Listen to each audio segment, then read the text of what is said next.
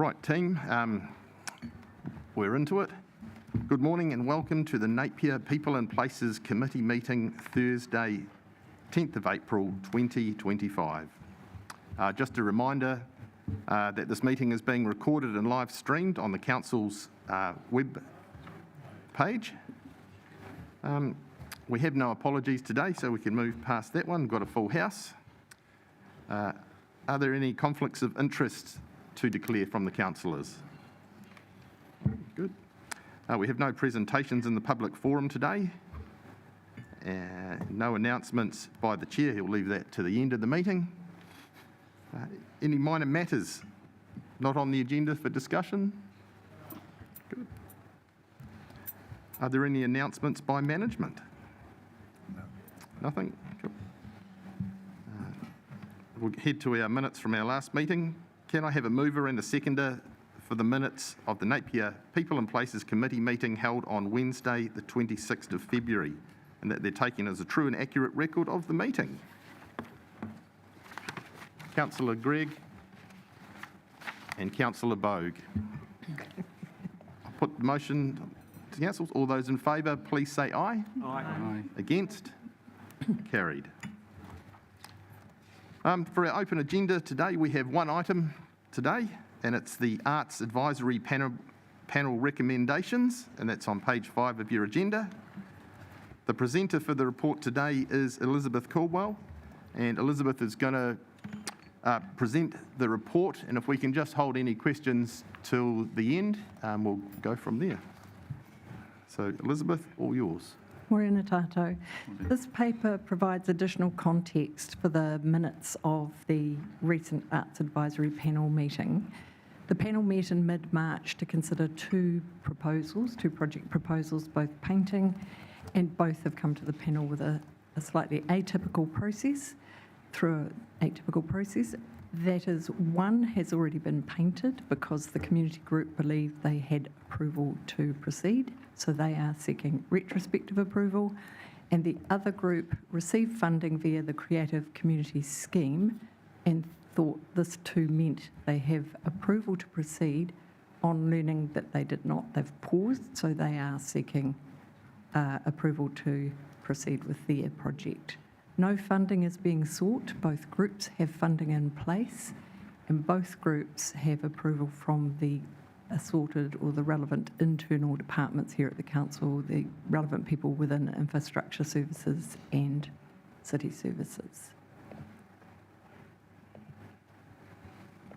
I think the panel found the fact that the process hadn't been adhered to as seamlessly as they would like, found that reasonably challenging, but it did actually lead to robust conversation around how those processes are employed in the future. And while we have already made some changes to the process, there was some fruitful dialogue about things that we could add to that and make further improvement, spirit of continuous improvement, as has been noted before. So we're fairly confident that we can tighten things up quite a lot.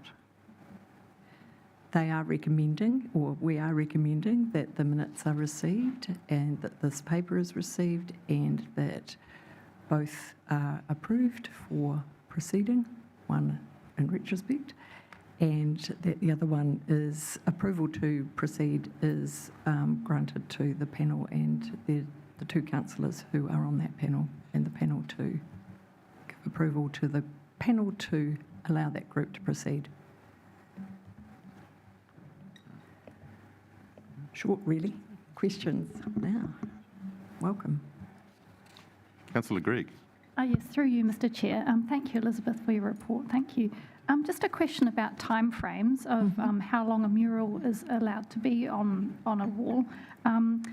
Does council set a time frame once a mural is painted, or is it indefinite?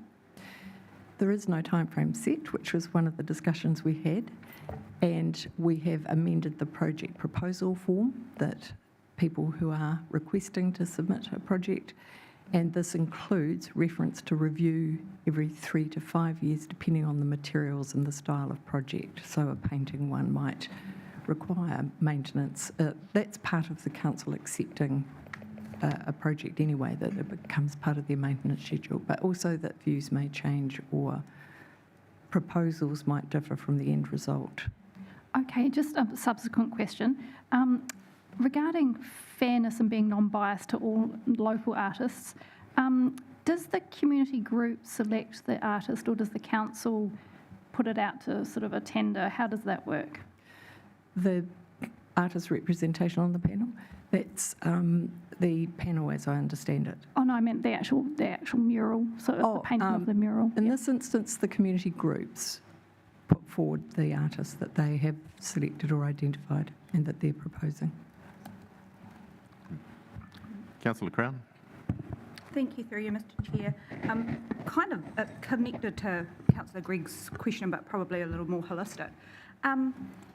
The proposal form, how do we see that? What does it look like? What are the changes that were made? Was that not attached? Okay. We can send it through to you if you'd like to see it. It is available on the council's website. And we've made some changes that include adding sections for internal use so that by the time it gets to the panel, it's already been approved via the internal department. So we know if we own the building that the group want to have identified for a project or the site, and that the site isn't being required for something else, or that there's critical plant at the site that needs access to. Those kinds of questions have all been answered, and those are added to the panel. We've also added reference to other funding sources like creative communities, so that if a group is planning to go there, they need to have gone through this process first before they engage with that funding scheme.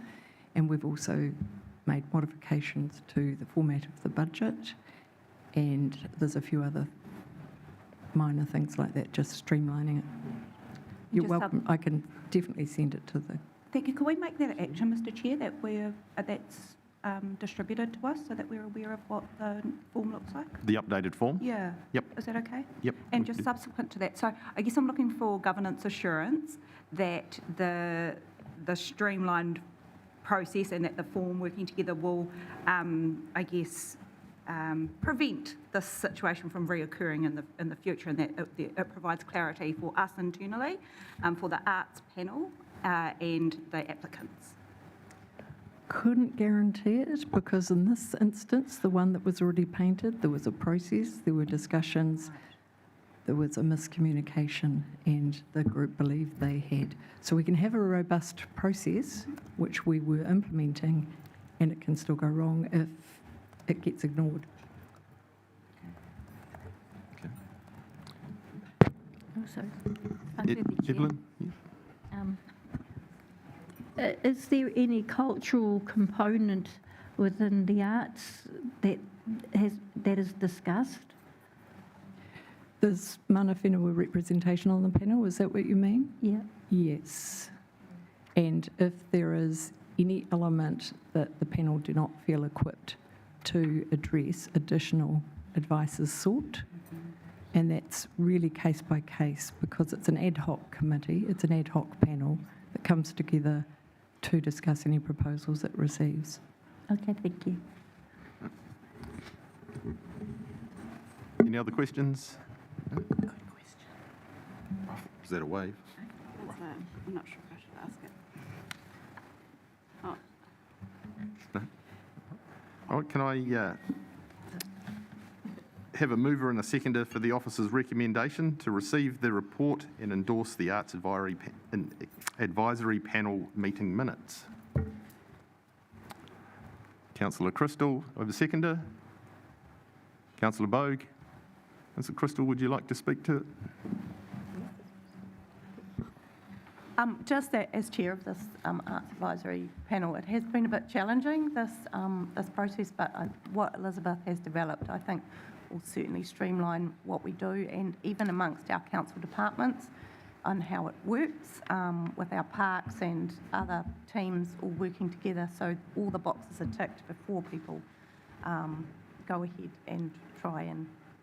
I mean, the communities are trying to do great things and they've raised the money, but there does need to be a process. So. Anyone else? Councillor Brown. Yeah, kia ora. Just want to say really well done to the Rotaries who have done these murals. Love that the tram station is now repainted, and I've had quite a lot of feedback when we upgraded it and we didn't reinstate the murals. And I've had people asking, when are the murals going back up? So it's brilliant that they've fundraised and taken the initiative and done it. So very happy. Anyone else? No. Right, I'll now put the motion on the floor. All those in favour say aye. Aye. Against? Carried. No, that's almost to the end of our meeting. I'd just like to have a couple of announcements. Last weekend we had the auto extravaganza out in Hastings, and it was a small group of volunteers did that, and especially Neville, and they raised money for St John Ambulance, so it was a beautiful day put on. I hope everyone managed to get out there. And second one is we're starting to fire up on our winter sports season now. So if you get the opportunity to go out and watch some people or some kids do their thing, you can go and watch a fairly good Colts game this weekend, Taradale versus Napier Old Boys Marist. And if you hang on for a few more weeks, you'll be able to go back and see the Hawks live at PGA. All good fun. Get out and about and enjoy your community. So to that, that's us. Oh, Councillor Taylor. Through you, Chair, thank you for those updates on our sporting environment. Just on a national scene, I think it's a day to remember. 57 years ago, the Wahine disaster, and so we should acknowledge the work of everybody involved in saving, but also those that lost their lives. A significant day for many of us that can remember it. Absolutely. Absolutely. Right, if I can, if everyone could please stand for the closing karakia. Kia tau.